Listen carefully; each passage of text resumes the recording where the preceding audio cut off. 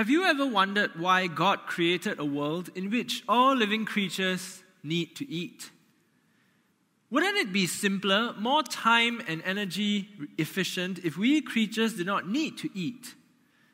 We could have been made like the plants, which can produce food on their own, and we could use all that time that we would spend on eating to do other things. But God did not make us like plants. He created us as beings which need to eat and drink. Why? What is the purpose of food and eating? Now, for most of us Singaporeans, this might seem like a silly question. Of course, God had to create us to eat. What else in life can be more important? Our eyes light up when we talk about food. We know where to find the best Hokkien mee and the best chicken rice. An article on Wikipedia says that in Singapore, food is viewed as crucial to national identity and a unifying cultural thread. Singaporean literature declares that eating is a national pastime and food is a national obsession. Food is a frequent topic of conversation among Singaporeans. This interest in food is reflected in a steady growth over the years in restaurants, cafes, and hawker stalls opening. Like in 2014 alone, can you believe that over 200 cafes were opened locally? That's more than one every other day. In addition, food shows, food blogs, food magazines, cooking classes, and food-related events have all been on the rise.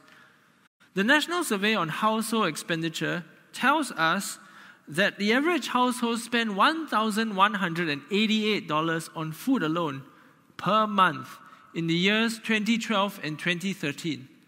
That's a $400 increase from almost 10 years ago. But the increase in knowledge and consumption of food has also been accompanied by an increase in food and eating related concerns, not only here in Singapore, but around the world. World hunger remains a huge problem even right now in the 21st century. The World Food Programme website tells us that 805 million people do not have enough food to live a healthy life, and 1 in 4 children have stunted growth because of poor nutrition. In developed countries like we have right here in Singapore, food is readily available, but many people, especially young people, suffer from eating-related disorders such as anorexia and bulimia nervosa. And then there are ecological concerns that stem from the way food is sourced for and produced. Overfishing, land and water pollution because of chemicals used in farming, and a cruel treatment of farm animals. How do we make sense of all of these? I want to suggest to us that we need to go back to the question of why God created us to eat in the first place.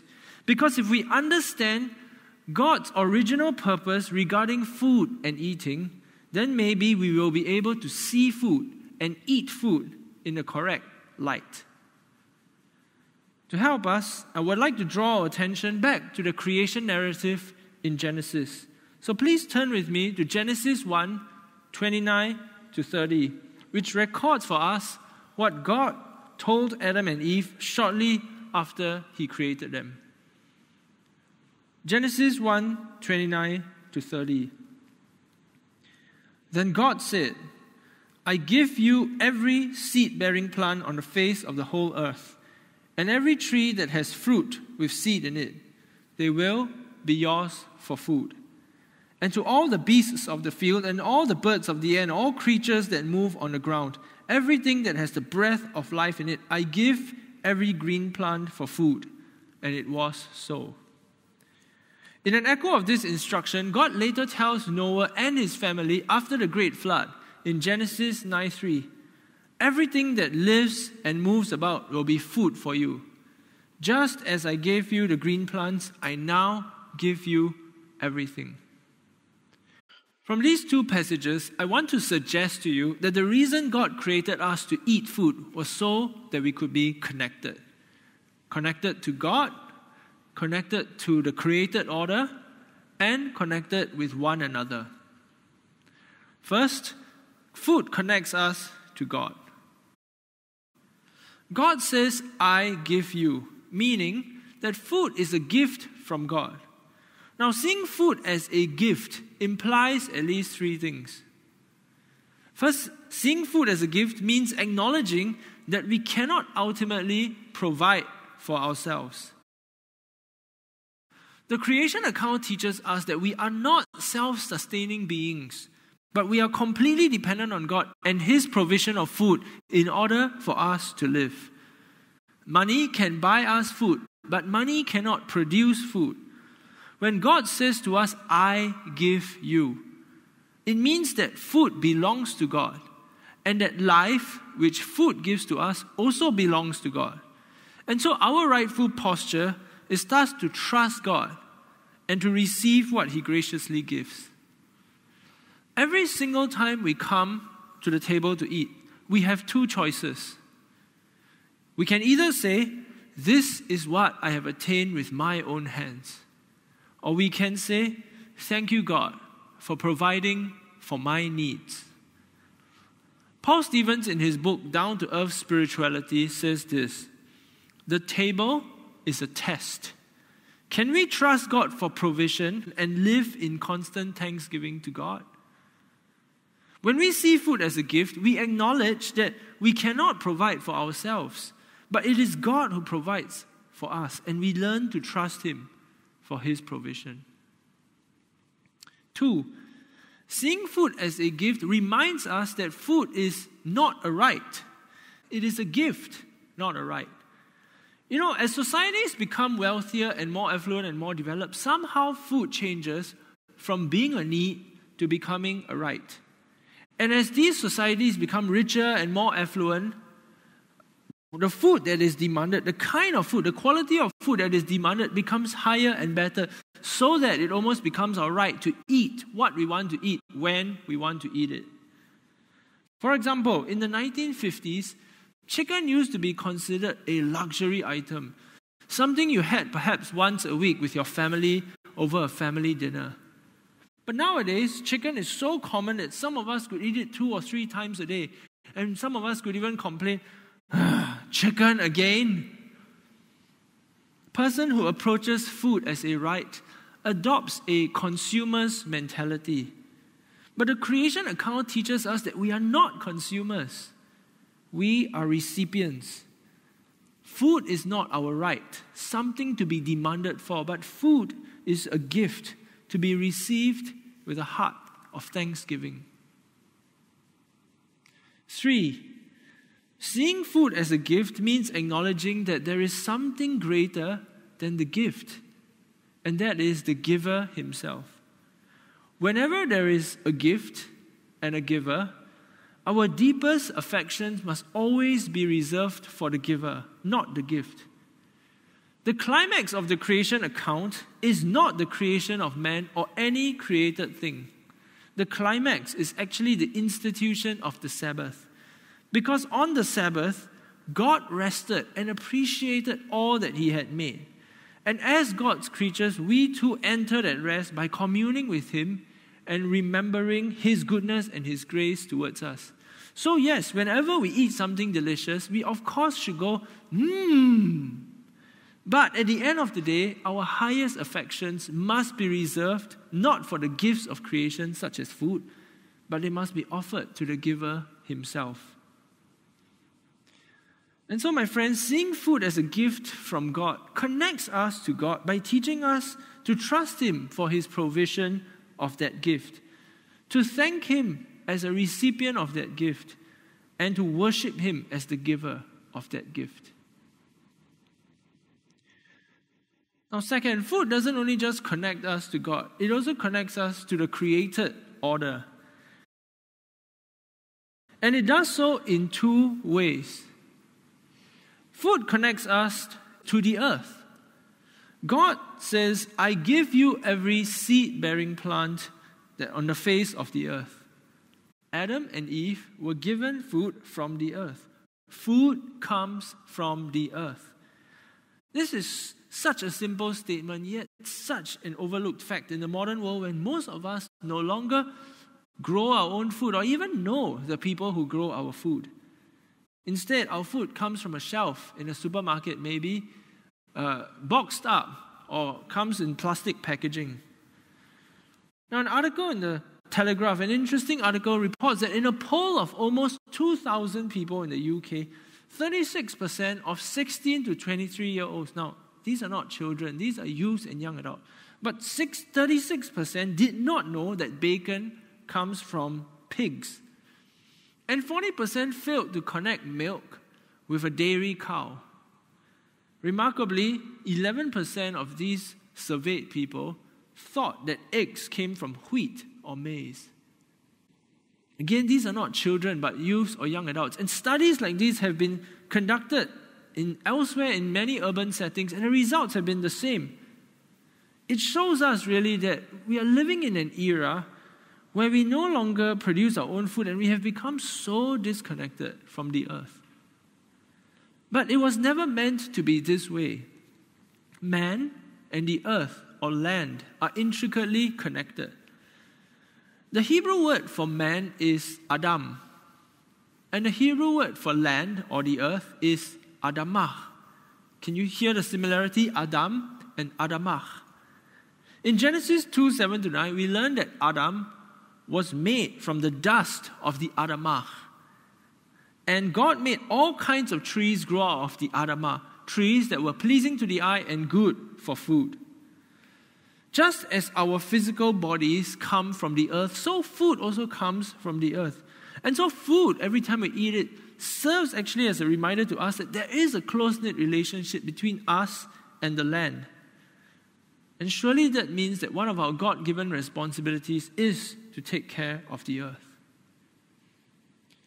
But food also connects us to the created order by connecting us to fellow creatures. Friends, has it ever struck you that every time we eat, something else had to die in order that we may live? Whatever we eat, something has to die. So if you eat a burger, a cow had to be slaughtered somewhere for us to live, to have that burger. If we have a bowl of fish soup, a fish had to be caught and killed in order for us to live. If we have a plate of chicken rice, the chicken had to be killed and slaughtered in order for us to live. Even when we eat a bowl of salad or a bun, some vegetable, some plant had to die in order for us to eat. This concept is called sacrificial eating, where one creature or one being gives up its life so that another might live. When we recognize the fact that all of eating is actually sacrificial eating, then we realize that we cannot actually live on our own, but we actually have to depend on the deaths of other creatures so that we might live. Now, this has profound implications, does it not, on the way that we live, on the way that we choose perhaps our sources of food. We might need to take into consideration more than just the price of the food that we buy, but how the produce perhaps was farmed, how the produce was harvested, or how the animal was raised and eventually slaughtered. But another important implication of sacrificial eating is to then see food as a symbol of the Creator giving us His own life. As Norman Wiersbe writes in his book, Food and Faith, creation is an altar on which creatures are offered to each other as an expression of the Creator's self-giving care and provision for life. Let me say that again. Creation is an altar on which creatures are offered to each other as an expression of the Creator's self-giving care and provision for life. So food plays a big role in reminding us that we are connected to the earth, to the created order, to fellow creatures. And we have a God-given responsibility, therefore, do we not, to be good stewards of the earth and of the fellow creatures that God created to be on the earth. Third and finally, food connects us to others. The word you in the phrase I give you in Genesis 1:29-30 is plural, not singular. God gave this instruction to both Adam and Eve, and not just to Adam or Eve alone. And this sets the stage for the rest of the biblical narrative in which food is seen to be consumed in community.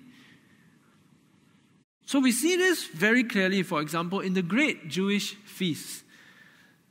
We are told in the Old Testament, particularly in the book of Leviticus, that the Jews had to gather several times a year as a nation to celebrate the goodness of God to them, whether it was an act done by God for them in the past or in the present. Now, with the exception of the Day of Atonement, in which the nation was to fast, the rest of these occasions were actually marked by joyous feasts. So, for example, there was the Feast of Unleavened Bread, which the Jews kind of commemorated in memory of Israel's hasty departure from Egypt. Then there was the Feast of the First Fruits, which celebrated the first sheaf of grain being harvested. The Feast of Weeks, or Pentecost as we know it, was a wheat harvest festival. Then there was the Feast of the Trumpets, which was the equivalent of the Jewish New Year's Day. And finally, there was the Feast of the Tabernacles, or the Feast of Booths, where the Jews remembered how God had journeyed with their forefathers when they were in the wilderness living in tents or booths. And these feasts, therefore, were opportunities for the nation of Israel to come together, to eat and remember and celebrate God's faithfulness to them as a people. And might this also not be instructive for us in the way that we eat day to day? Food shouldn't be just seen as fuel for the body, to be eaten as fast as possible so that we can move on to do other things. But food was meant to be shared with others in the context of a meal. When we eat with others, we tend to slow down, have conversations, chat about the day. And this helps us to treasure food and one another as gifts that God has given to us. Now, of course, in our fast-paced culture, sometimes it is necessary to buy food from a drive-in or to take something away to be eaten on our way to the next appointment. But I want to suggest to you that this ought to be the exception rather than the norm. Because in our increasingly disconnected world, having meal with someone else provides an opportunity for the deepening of friendships and can even draw us closer to God as we share that space and eat together with one another. So friends, food isn't just fuel for the body to be consumed on our own thoughtlessly, but every time we partake of a meal, we are meant in some way to be connected more closely to God, to the earth, and to one another. Now, over the next 3 weeks, we will see that Jesus did much of his ministry in the context of meals. Through something as simple as an everyday act of taking a meal with some people, Jesus was able to do things and say things that pointed people to the Father, who is the one who creates and gives. And we will learn how we too can eat like Jesus, using meals as opportunity for the deepening of lives, the deepening of relationships, and for discipleship. On that note, for the duration of this mini-series, we will be setting up spaces for fellowship after the worship service, and we hope that you will be able to stay back after the services to enter these spaces where we can celebrate and have a time of extended fellowship over food and drinks. But for this coming week, I'd like to encourage us to do 3 things as a direct response to all that we have heard today. First, I want to encourage us to go forth and feast with friends. God has graciously given you and me food and meals to connect with Him and others. So let's receive this as a grace and a blessing of God and go and enjoy good food with others. Don't eat as a consumer where good food and good service is to be demanded for. But let's eat with the heart of a recipient, delighting in the things that God has made and has graciously given to us. Second, I'd like to encourage us to say grace before our meals and to give thanks to God with a grateful heart. You know, there are so many things every time we sit down and eat that we can thank God for. We can thank God first for His provision of that food. We can thank God for the bounty of the earth that sustains us. We can thank God for those who farm and harvest the produce of either fruits or vegetables for us to eat. We can thank God for those who take care of the animals, raise them, and then have to slaughter them so that we too can have our meat to eat. We can thank God for those who sell the food to us. We can thank God for those who cook for us. And we can, of course, thank God for all the things in creation that have to die so that we might live. Thirdly, I want to suggest that we take a little time to buy groceries and maybe prepare some food for ourselves in this coming week, or maybe for our families or our colleagues or friends. And this might be something as simple as a sandwich, because in my experience, working with food does help us to remain a little more connected with the earth in some way and teaches us how to handle God's creation with care. So friends, may your eating this week not only fill your stomachs, but also fill your hearts with wonder, with gratitude, and with deep appreciation for God, our Creator, our Sustainer, the one who gives us food and life. God bless you.